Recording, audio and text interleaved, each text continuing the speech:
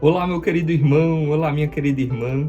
Seja muito bem-vindo ao Palavra Encarnada. Todos os dias nós estamos aqui, nós da Obra Lumen, eu ou algum dos meus irmãos, para juntos meditarmos a Palavra de Deus, a Palavra que Deus tem para nós hoje.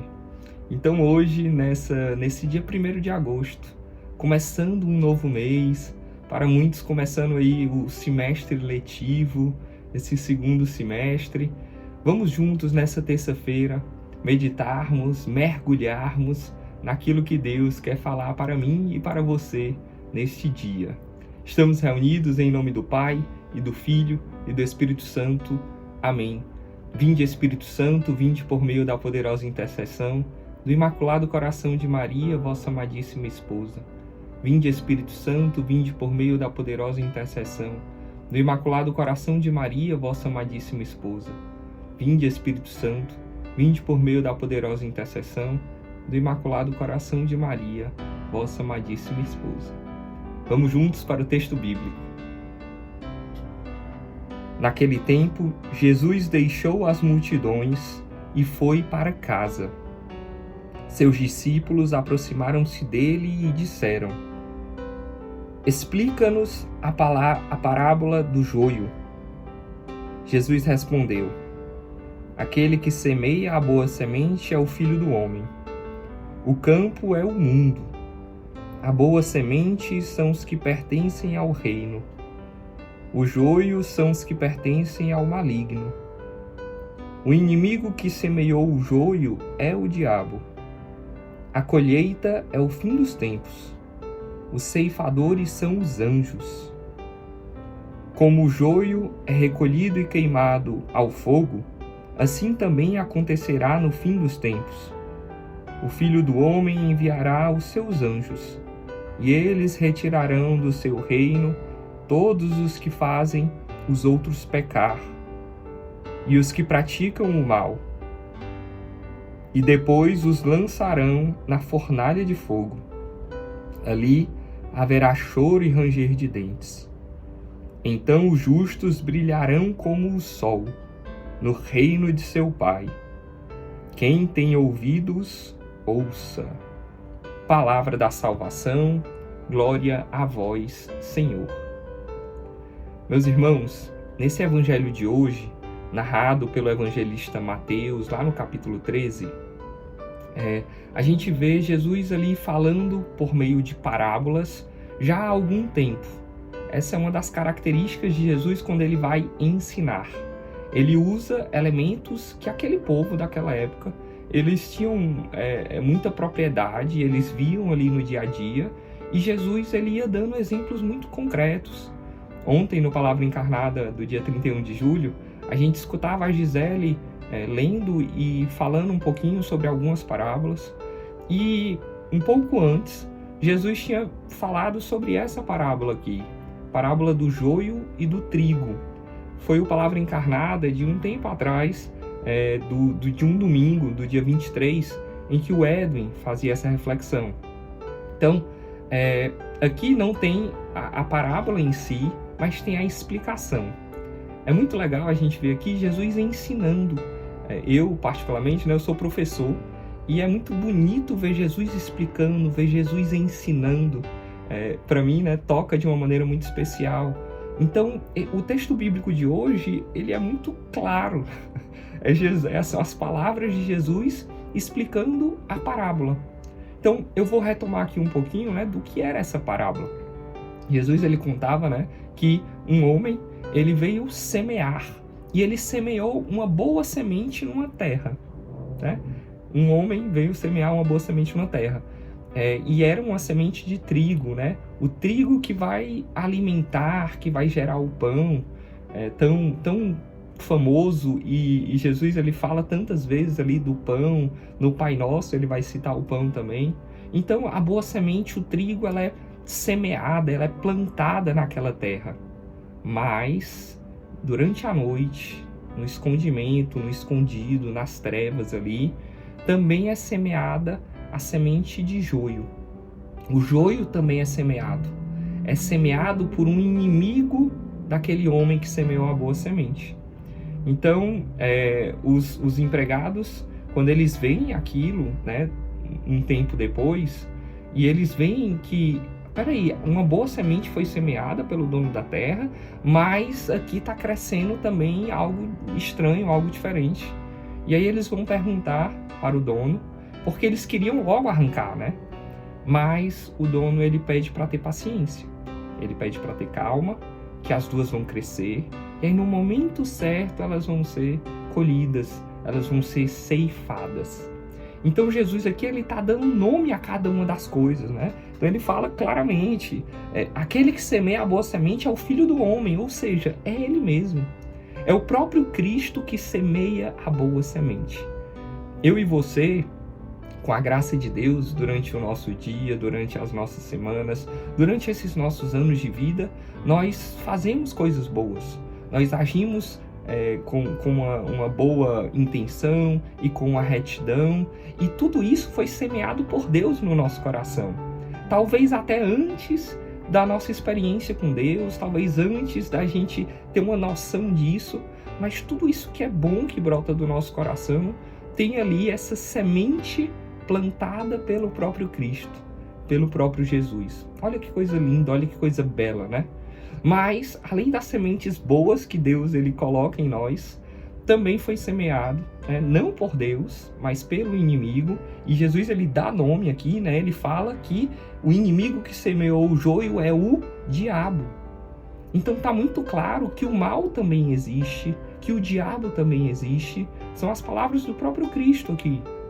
Então há em nós também, há no nosso coração, há nessa terra, que é o nosso coração, que é o mundo, que é, enfim, né, o nosso campo aí, há também o mal, há também as dificuldades, há também aquilo que não é bom. E aí, Jesus, ele vai dar nome a cada uma dessas coisas, fala do campo, né, fala dos ceifadores, dos anjos, já vou falar um pouquinho sobre eles também.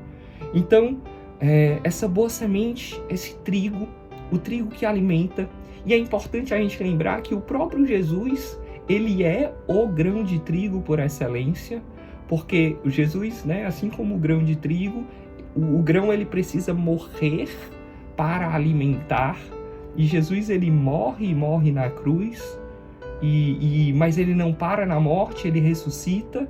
Jesus ele dá a vida e nos dá a vida. Ele ressuscita, né? Ele não para na morte, ele não para na dor, não para no sofrimento. Ele ressuscita verdadeiramente. Então Jesus, ele é por excelência o grão de trigo. Ele é esse que morre para dar vida e nos dá vida em abundância. Então Jesus, ele é esse grão de trigo, né? Então, o mal ele não vem de Deus, mas muitas vezes eu e você, a gente quer, de maneira afobada até, tirar logo esse mal, né? Talvez tirar de uma vez. E a gente pode tirar coisas boas também, quando a gente vai arrancando esse joio. E aí Jesus, nessa parábola, ele fala que o dono da terra, né? Aquele que semeou a boa semente, ou seja, ele mesmo, ele pede para ter paciência. Tenham calma. Tenham nervos, né? Usando outros termos aí. Tenham calma.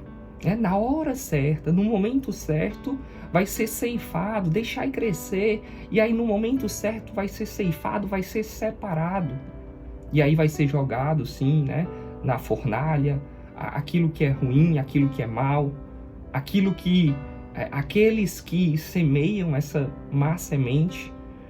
Então Jesus, ele, de uma certa maneira, ele pede para mim, ele pede para você, para a gente ter uma certa paciência. O nosso Deus é um Deus paciente. Ele é um Deus que espera. Eu acho que vale a pena a gente lembrar daquela parábola do filho pródigo, em que o pai, né, ali, Deus, ele espera aquele filho voltar. Então Deus, o nosso Deus é um Deus paciente e pede a nós também paciência, né, que a gente tenha uma certa calma, lembrando que essa paciência não é uma relativização. Não é dizer que não existe o pecado, pelo contrário, Jesus é muito claro aqui, existe o mal, existe o diabo, existe o pecado, e a gente não pode ficar indiferente a isso, mas Deus nos pede também uma certa paciência. Às vezes a gente quer de cara, né, separar aqueles que são bons, aqueles que são ruins, vamos descartar aqueles que são ruins. Calma, né? Existe o tempo certo, né? E esse tempo certo é o tempo de Deus, é o Kairos, é o tempo da graça. Então, eu meditando sobre essa passagem de hoje, eu lembrei muito de uma música da Eliana Ribeiro, a música Grão de Trigo.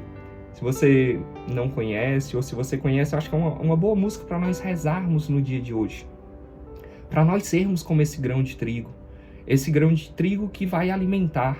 Eu falei que Jesus é por excelência esse grão de trigo, e nós somos chamados a nos espelharmos em Jesus. E olha que interessante, né?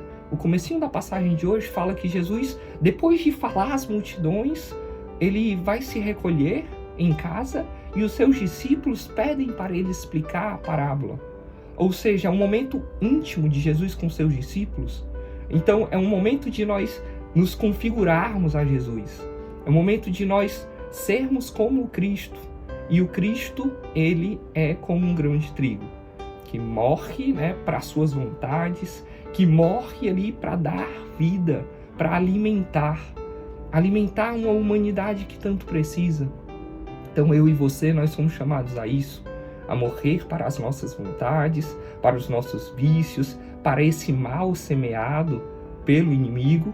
Nós somos chamados a morrer para tudo isso, para alimentar uma humanidade faminta, que deseja Deus, né? No mais íntimo do coração de cada ser humano está ali Deus. E nós podemos ser essa luz, nós podemos ser esse alimento. Lembra de Jesus lá na passagem da multiplicação dos pães? Dai-lhes vós mesmos de comer.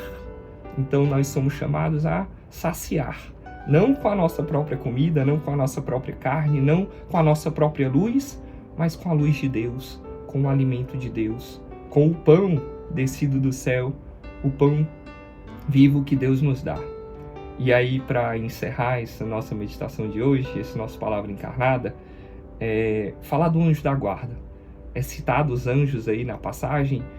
Nesse mês de agosto, esse mês que a gente está começando, me vinha de propor para vocês, né? Eu comentei aí que eu sou professor, vou colocar uma tarefa de casa, que é da gente rezar a oração do anjo da guarda, da gente rezar mais, da gente estreitar esses laços com o nosso amigo do céu, com o nosso anjo da guarda, aquele que Deus confiou a nós, né? Confiou a cada um de nós um guarda.